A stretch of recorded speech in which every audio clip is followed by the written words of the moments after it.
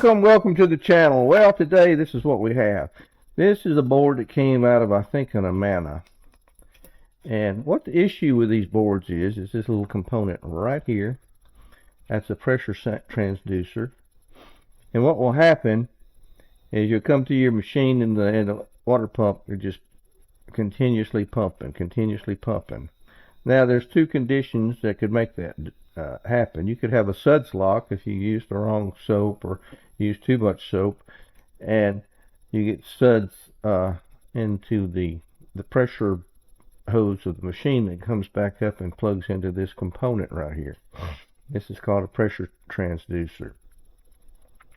It has 8 legs on it, and I think only 2 or 3 of them are used. I think one's a ground and 2 of them. So if you turn this board over on the back side, we can maybe trace the leads on the tracks on the back of the board. So it looks like there's nothing on this side of the transducer that's connected, and maybe this end one, this next one, maybe this one on the end. I'm not sure, but it looks like only 3 legs of that thing are connected. And the way to fix this board is to change this transducer. Now to do that, you'll have to have a little bit of soldering skills, and I'll tell you about soldering. Soldering's not hard to do. The one thing is on the back side of this thing, you can see it's real shiny. It's been covered with a varnish, I guess, to protect it from corrosion or whatever. You can see these parts hasn't been painted. Somebody painted all these. They avoided the LEDs right here. So what we're going to do is take it out into the shop, and we'll unsolder all these joints, and we'll replace this. Now you need to replace this the correct way, and if you look at this transducer and this board, it's got a little silver spot right here, and it's got a silver paint right here. So let's look at these I've got 4 of them here, and I've recently become affiliated with Ben's Appliances and Junk, and he sells these on his parts store, and I'll put an affiliate link down in the description, and you can go to his website by clicking that link and buying this part from him. He's got them at a very reasonable price. Now I've seen these on Amazon for $75, and I think he sells them, I think, the range of $20 or so. But let's pull one out and check it out. See if we can determine which way we should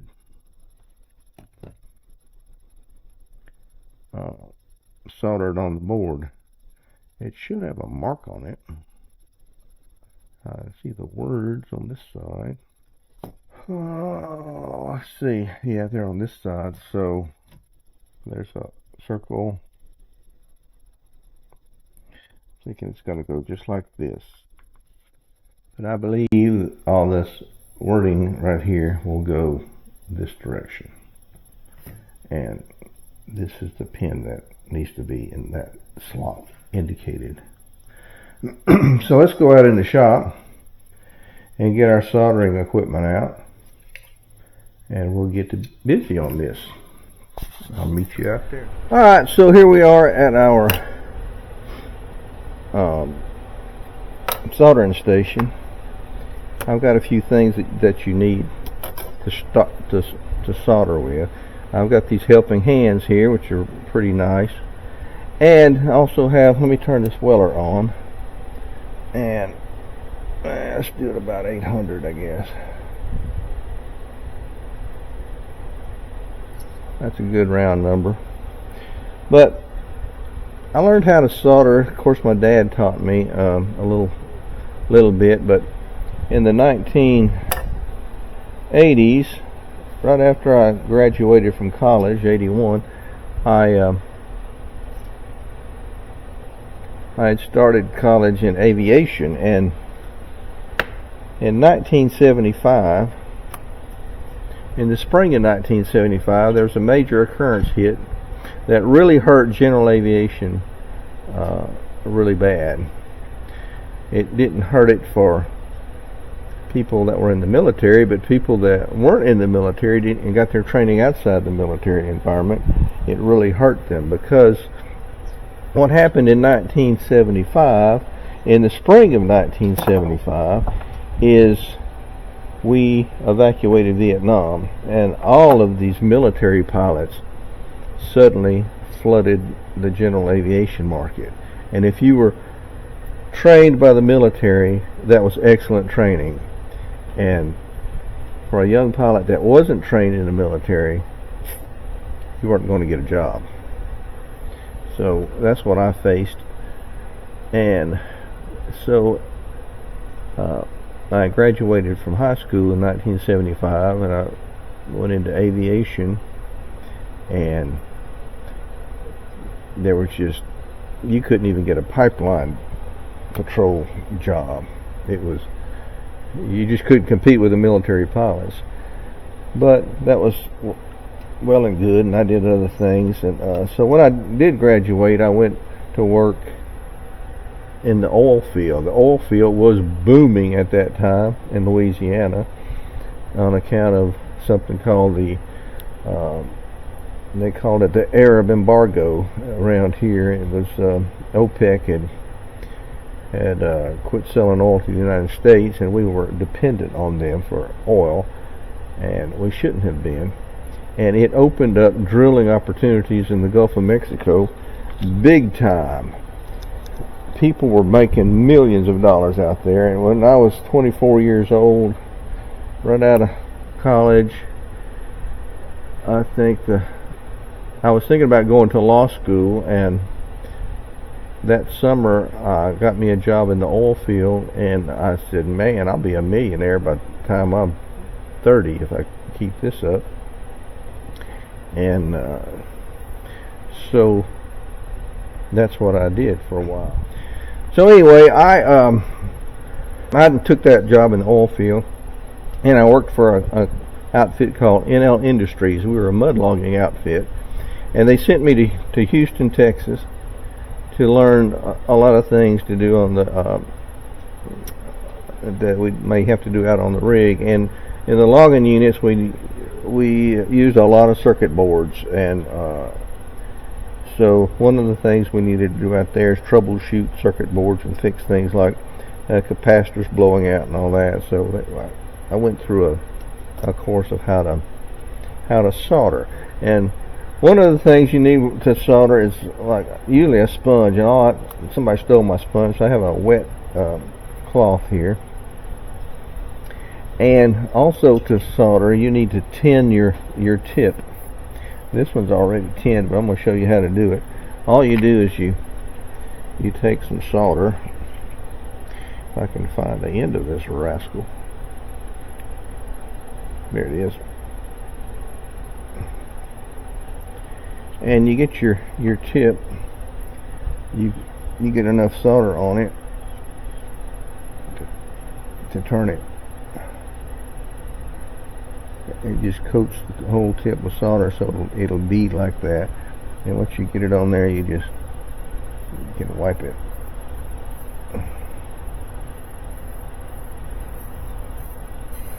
And you'll see that silvery edge to it.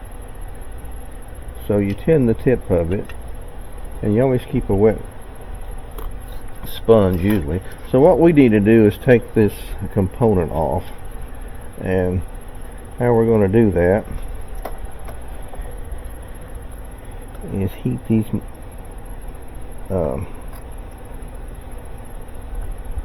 points up on the back side. Let's see if I can scrape this. It may just burn away, but it's got a lot of varnish on it. Let's see if I can just burn that away. I don't need all of these, just maybe 2 of them. And I'll put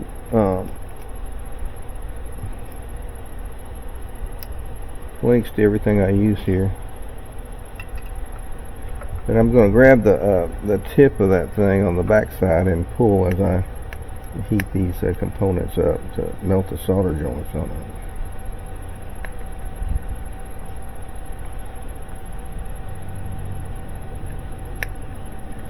And it's melting, but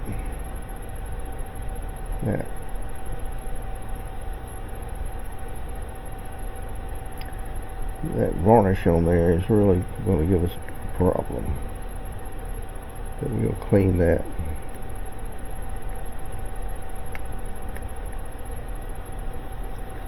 Now they solder that in and also kind of glue it with that varnish. So you don't want that varnish on the tip when you resolder these things. And it doesn't take very much solder at all.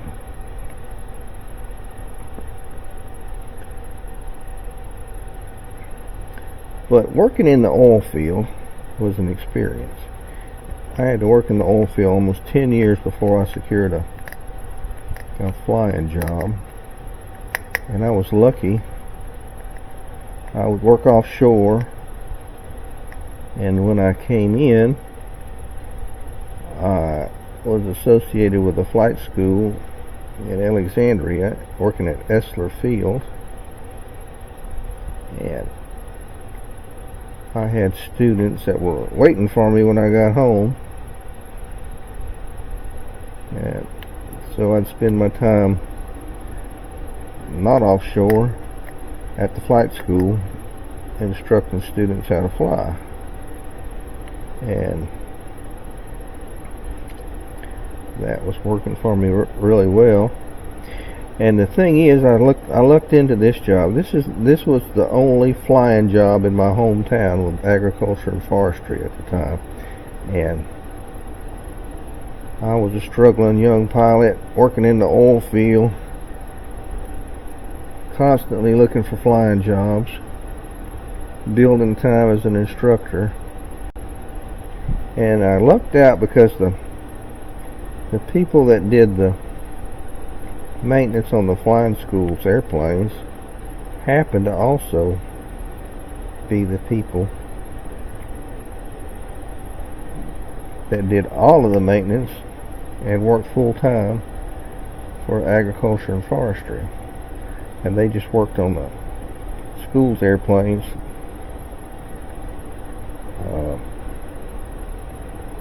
after hours.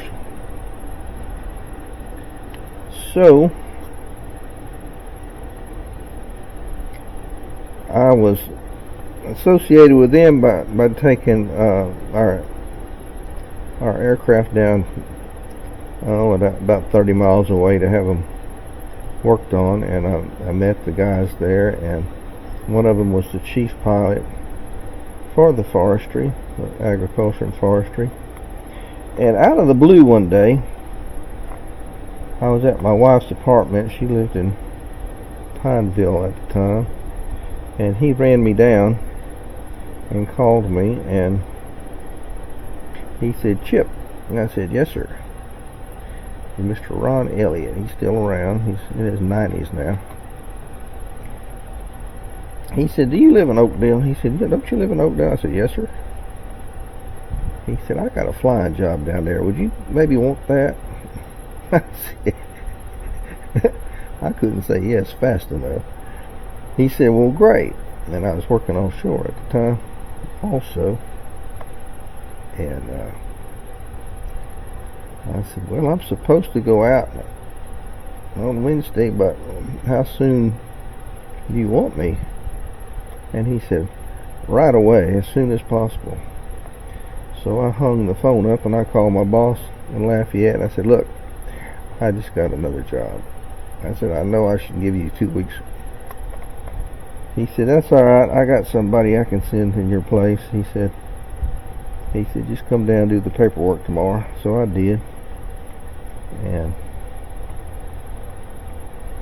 I think that same week I was being checked out in the airplane, and I stayed there for the next 30 years.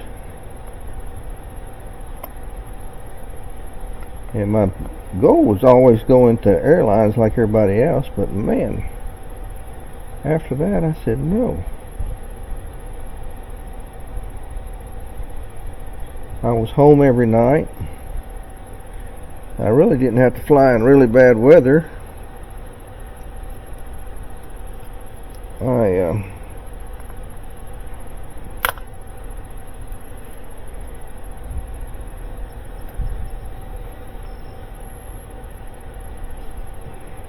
It was really a really nice job. We had a great commissioner who was aviation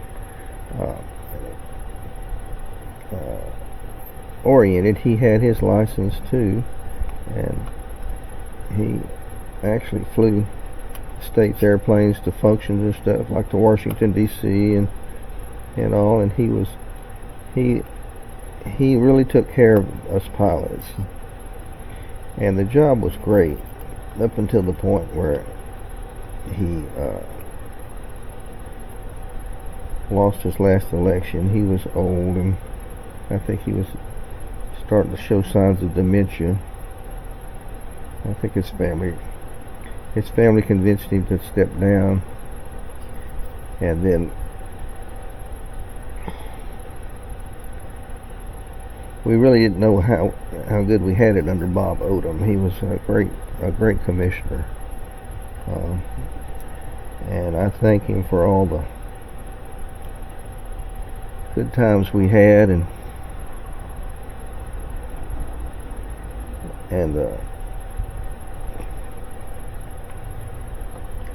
his devotion to aviation made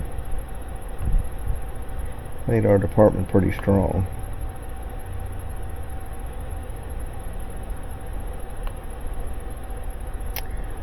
I'll tell you what, it's hard to get these things out of here sometimes. Go down to the other side.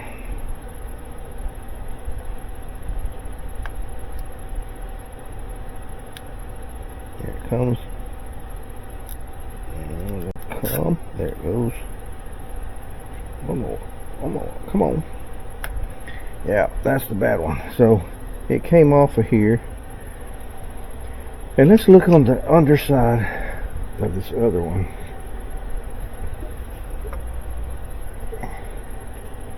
Yeah, you see that I don't know, you can see those hole patterns there. So those three right there.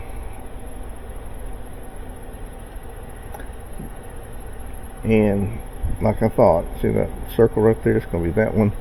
It's going to be put back in where that silver hole is right there. So now what I want to do is suck that solder out of there. Yeah, we'll heat that up.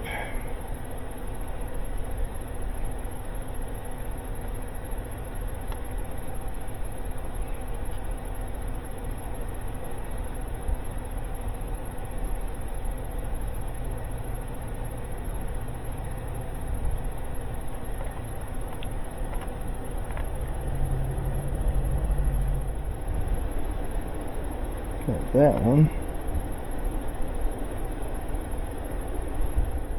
Yeah, I was forgetting what I was taught. And what I was taught is to make your mechanical joints first before you make a solder joint.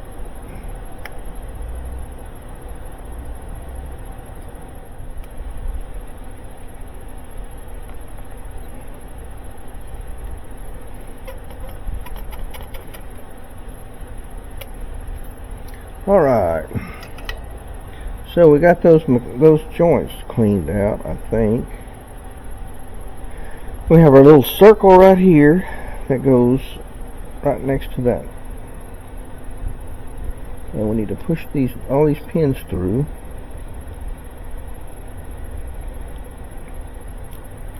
Need to clean up on the back side here. pulled all that solder through. There we go. That one needs to be opened a little bit. So now we got it cleaned out enough. Let's put our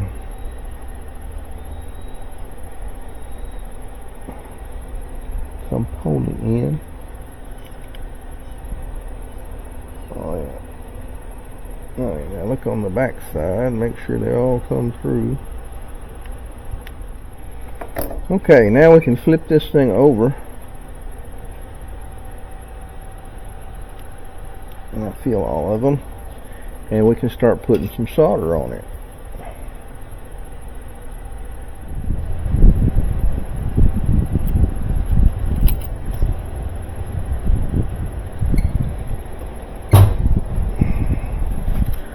Let me change the point.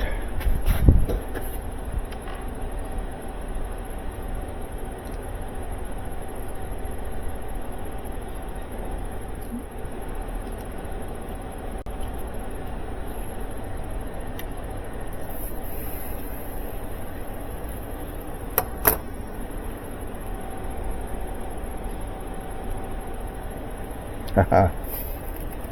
Oh yeah, it's hot.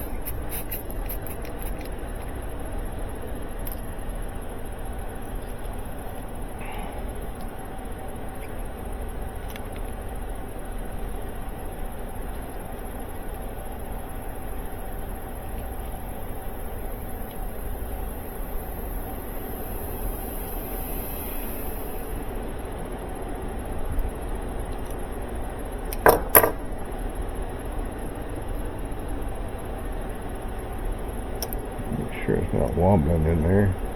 It's not. He used the right tools.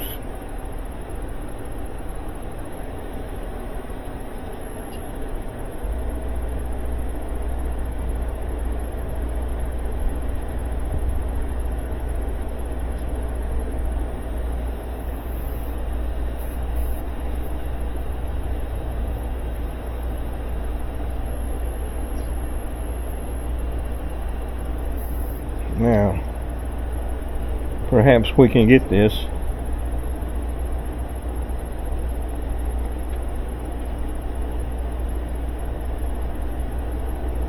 Perfect. Perfect. Oh, got two. Oh, I got those.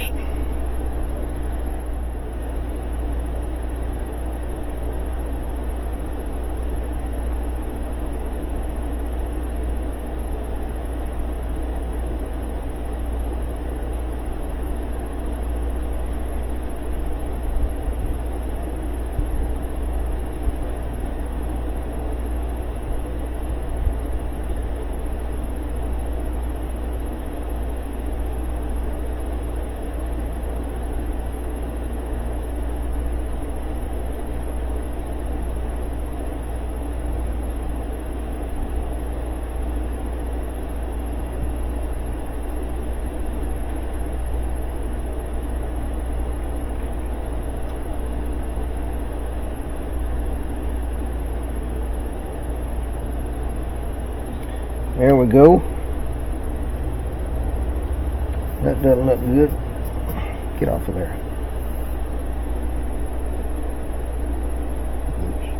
Don't want those two.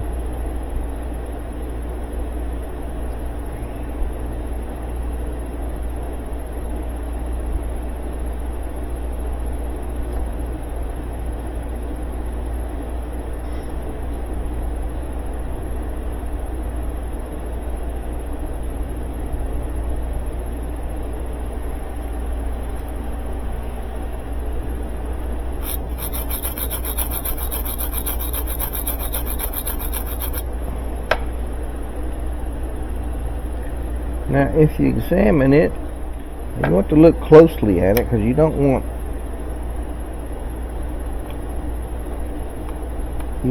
any connection between them.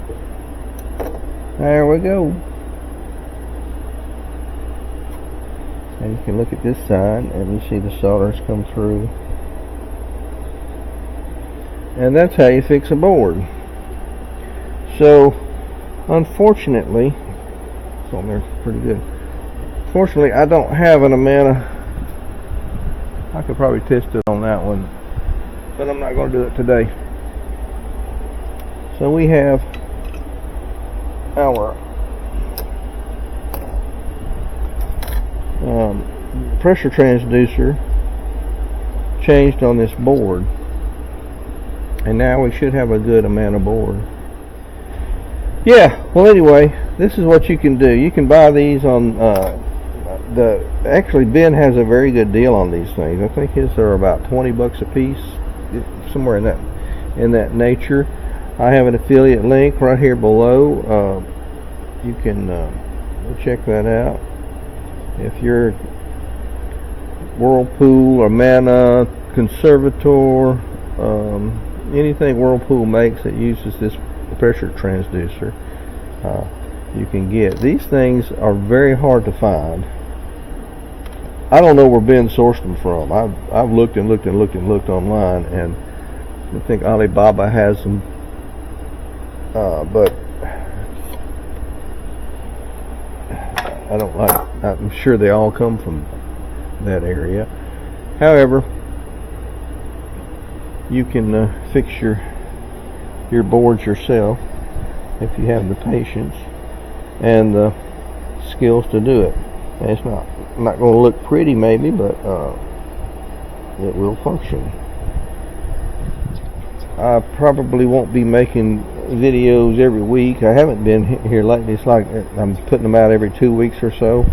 I just have too many other things to do, but I'm still going to be producing content when I see something that might be interesting to you that I haven't done before. I catch myself repeating videos, but y'all always seem to watch them, and I appreciate that you do.